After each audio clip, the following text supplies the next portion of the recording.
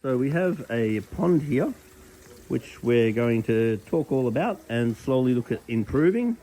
Now, having a fish pond or a fish tank can be the most beautiful, wonderful, fulfilling, and enjoyable thing that you can ever do. But it also can be a complete disaster. And I want to suggest that the difference between this being a potential disaster or a swamp is really your education or your willingness to learn about it. So the more you learn about things like fish, the more you tend to understand them, enjoy them, and be rewarded by them. So the first thing we're going to talk about is maintenance. So this, at the moment, there is quite a few fish in this pond, but you will find with fish too, when they get to know you, they will actually act completely different when you're around to when people are around that they don't know. So it's very common that when they know you and they associate you with food and stuff, that when you're near the pond, they will literally come up and greet you and try to get your attention because they want you to feed them. And it is amazing how attached to your fish you can get. And you'll learn the personalities. Different fish have different personalities. Some are very shy, some are very gluttonous, some are very fussy, some can be aggressive, but you get to know your fish. And it's really a beautiful thing when you take the time to spend a little bit of time with your fish and understand them. So now I'm just testing the water at the moment because water quality is half of fish keeping. So even just bringing a sample of water down to the shop every few months and just letting us guide you on what the fish may or may not need for their water quality. And then the other half is fish food. Just have a quick chat about fish food. So this here is just bulk flake food. Now flake is very processed and pressure cooked. So any nutrients that the fish were going to get out of the flake is destroyed in the making of the flake. So this is just processed, pressure cooked. The fish enjoy it, but they get very little nutrients out of it. And if you actually read the ingredients in this food, or most flake for that matter, most of the ingredients are ingredients that the fish don't even actually eat.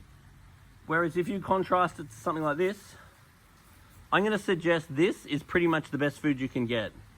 This is probiotics from New Life Spectrum.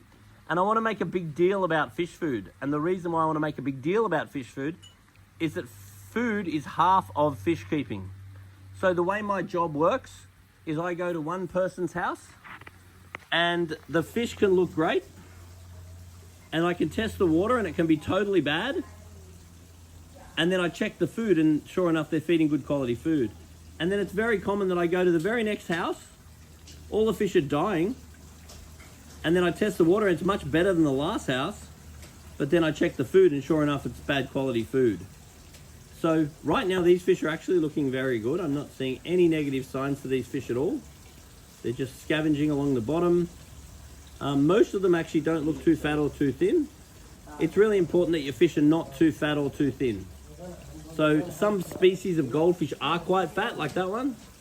But in general, the amount of the belly of these fish in general is actually quite good. In regards to what to feed the fish. So first of all, you want to feed a food that's actually aquatic foods. So if you read these ingredients here, it's all stuff that fish eat in the wild.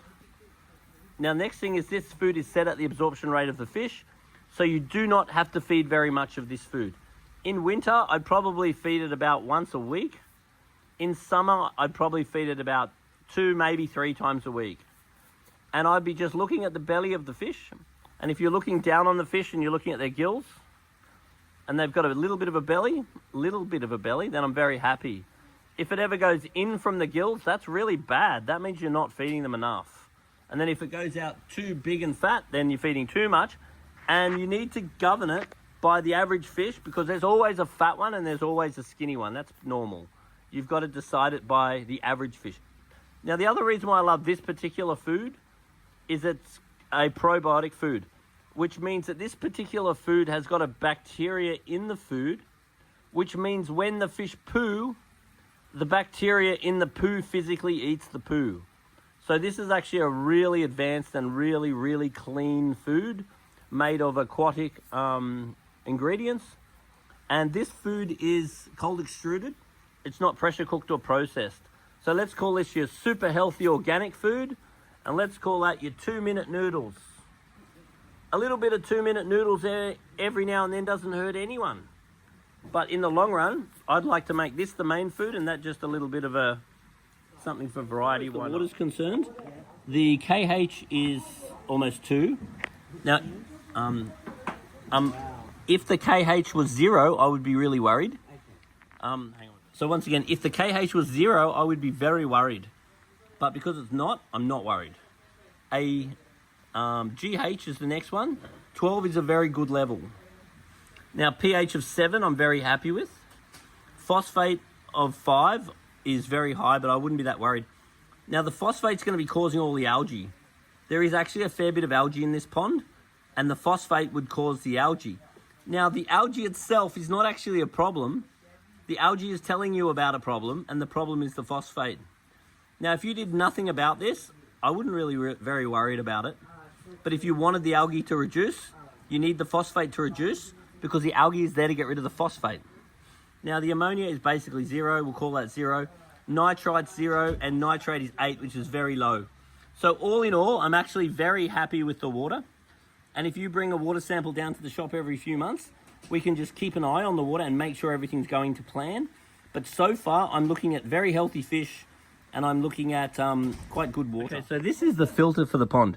So what's happening is the water is coming into the filter, and then it's going through the filter material, and then it's going back out again. And in this filter is what's called a UV sterilizer. So see this little light here? That means the UV sterilizer is on. And there's a globe inside here that needs to be replaced about once a year.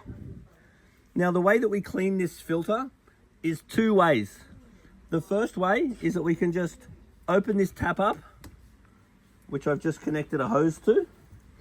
Then we can redirect the tap to go to backwash, like that. Now we can spin this around, and what that's going to do is compress the foam and spin the foam around that's inside this filter. Now, I don't think this is very effective, but it's definitely better than nothing. So this is called a backwash. It's very easy to do. And then if I go out here and look at the backwash, see here, all the dirt. So this is washing all the dirt out, and this allows us to backwash the filter and give the filter a water change. So it's very easy. We just go like this. And if we did this on a semi-regular basis, most people would probably do it once a month. But once again, depending how dirty it is, might depend on how often you do it. I'm going to show you the other way to clean it too. But you need to find out how old this globe is and just consider replacing the globe. Now, the main thing that this UV globe will do is help keep the water very clear, because the algae spores will get killed by the UV sterilizer. So if over time you notice the water not being as clear, if you replace this tube that's inside here, that will help to clear your water more. Adding tags to your cords is such a great idea. It's so easy. And so sponge filter, good. LED, that this very, very great. Waterfall, this is wonderful.